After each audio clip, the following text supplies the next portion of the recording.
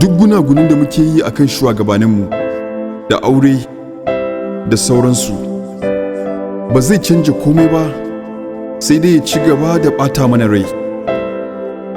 Idan ba mu yi wani abu a kai ba, to ba abin da zai canja. Idan aurenka baya maka daɗi, ka yi wani abu a kai zai canja.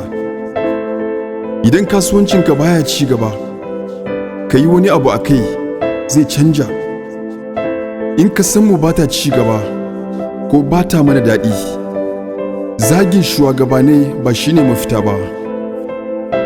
Gyaran ta fara daga ni da kai zuwa ga al'umma, sai ya shafi kasan gaba ɗaya.